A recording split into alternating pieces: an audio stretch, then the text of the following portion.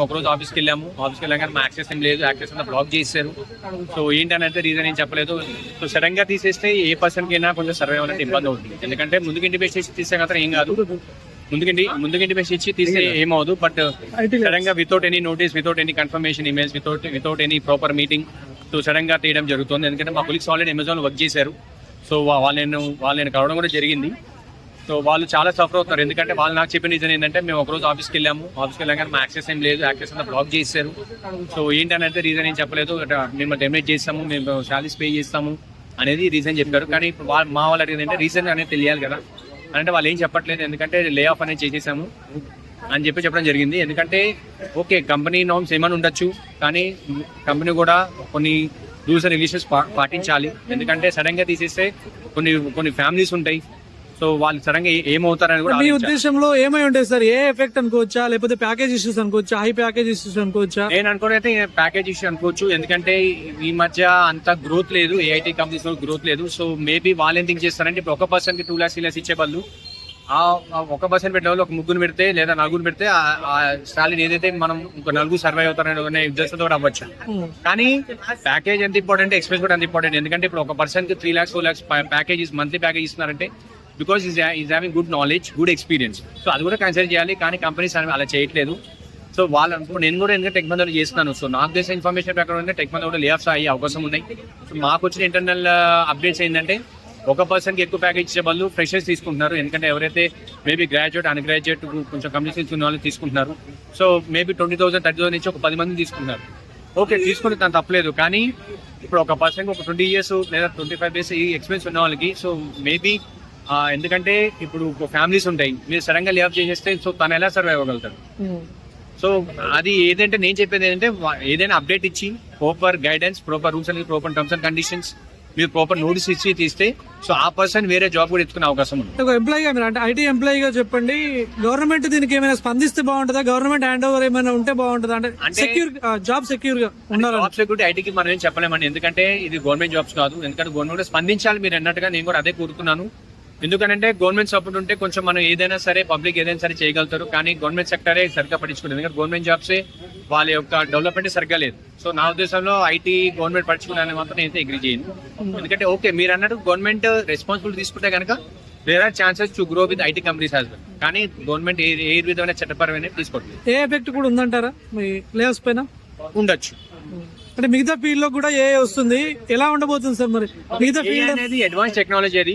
So దానివల్ల ఉపయోగాలు ఉంటాయి, దానివల్ల కొన్ని సఫర్ అయ్యే అవకాశాలు కూడా ఉంటాయి. కానీ ఏదో ఎప్పుడు అవుతుంది, ఎప్పుడు డెవలప్ అవుతుంది మనం చెప్పలేం. సో దాని ప్రకారం ఇప్పుడు జాబ్ తీసేసి ల్యాబ్ చేసి అనేది మాత్రం కరెక్ట్ గా. సో నెక్స్ట్ ఇప్పుడు ఫ్రెషర్స్ పరిస్థితి ఏంటి సార్? అంటే లక్షల్లో పెట్టుకుని చదువు బీటెక్, ఎంటెక్ కానీ లేకపోతే కోర్సెస్ కానీ చేసే వాళ్ళకి ఏం చెప్తారు మీరు ఫ్రెషర్స్ కి? భవిష్యత్తు ఏంటి, వాళ్ళ ఫ్యూచర్ ఏంటి? ఇక్కడైతే ఏం లేదండి, మన ఇండియాలో అయితే ఏం లేదు. వేరే ఇప్పుడు యుఎస్ కూడా పడిపోయింది. బట్ నాట్ ఓన్లీ యుఎస్, వేరే ఆస్ట్రేలియా కానీ కెనడా కానీ వెళ్తే దేర్ ఆర్ ఆపర్చునిటీస్. బట్ కొంతమంది ఎఫర్ట్ పెట్టుకెళ్ళే కొంచెం ఫైనాన్షియల్ బ్యాక్గ్రౌండ్ చేయగలుగుతారు. కానీ ఫైనాన్షియల్ బ్యాక్గ్రౌండ్ ఏం సపోర్ట్ లేదు. ఎందుకంటే వీళ్ళు అన్నట్టు ఇన్ని లక్షలు పెట్టి బీటెక్ కానీ, ఎంఎస్ కానీ, ఎంబీఏ కానీ చేసేవాళ్ళు ఉన్నారు. కానీ మనకి ఇక్కడ ఒక గ్రోత్ అంటూ లేదు. ఎందుకంటే ఓకే ఎడ్యుకేషన్ ఇంపార్టెంట్, కానీ చదువు తగ్గ ఉద్యోగాలు అయితే ఈ రోజుల్లో లేవు.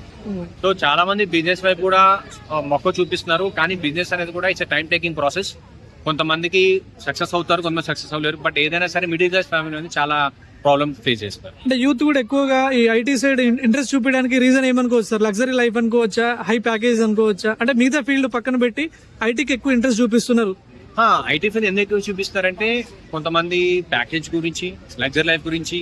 ఇప్పుడు ఏమవుతుందంటే ఇప్పుడు ఫర్ ఎగ్జాంపుల్ 23 years వచ్చేటప్పటికే నీకు ఇల్లు కావాలి, 20 years నీకు కార్ కావాలి, 24 years నీకు పెళ్లి కావాలి. సో ఇప్పుడు మనం యాజ్ జనరలైజ్ గా చూసుకుంటే మనం తిప్పికొడితే ఎవరు కూడా బై క్యాష్ అయితే ఎవరికి ఉంటారు. ప్రతి ఒక్కరికి ఈఎంఐస్ ప్రాబ్లం ఉంటాయి. అదే ఒక్కసారిగా జాబ్ పోయి ఒక బ్యాంక్ వాళ్ళు వస్తే ఎవరిది ఏది వాళ్ళ సొంతం కాదు. సో ఎందుకు అంత లగ్జరీ లైఫ్ చూస్తారంటే because of loans. So banks మీకు మీకు 1,00,000 నుండి 10,00,000 ఉండండి సార్, మీకు సిబిల్ ఉందా, మేము లోన్ ఇస్తాం, ఇంత ఇస్తాం. సో ఓకే నాకు సిబిల్ ఉంది, నేను లోన్ తీసుకుంటా, జాబ్ ఉందో నేను పే చేయగలుగుతా. వన్స్ నాకు జాబ్ లేకపోతే బ్యాంక్ వాళ్ళు వచ్చి నా ప్రాపర్టీ సీజ్ చేస్తాను.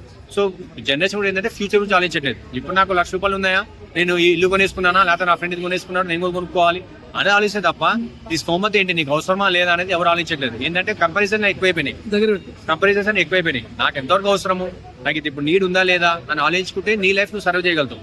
సో నీ గురించి నువ్వు ఆలోచించుకోవట్లేదు, ఎందుకంటే వాళ్ళ జనరేషన్ కూడా అట్లానే ఉంది. అరే నాకు ఇది ఉంది, నాకు అది ఉంది అంటే మనం కూడా కొంచెం తక్కువ ఫీల్ అవుతాం. అరే వీడు కొన్నాడు, నేను అది కొనాలి, సరే నేను లోన్ అయినా సరే అపోజ్ చేసి ఏదో సరే ఏదో ఒకటి అమ్మేసరి కొనుక్కోవాలి అనే దీని ద్వారా ఏముందంటే మనం ప్రాబ్లం అనేది క్రియేట్ చేసుకుంటాం. సో ఇప్పుడు మీరు పెళ్లి టాపిక్ తీస్తారు కాబట్టి సాఫ్ట్వేర్ అయితేనే ఈ మధ్య పిల్లనిస్తున్నారు, లక్షల్లో శాలరీ ఉంటేనే, కార్ ఉంటేనే, అలాంటి వాళ్ళకి ఇలా ఏ మెసేజ్ ఇస్తారు సార్ మీరు? అది అగ్రీ చేస్తానే, ఎందుకంటే ఇదివరకు మీకు తెలుసు, like I'm talking about in the year of 2001, 2002 మీకు సత్యం కంపెనీ ఉండేది, మీకు తెలుసు.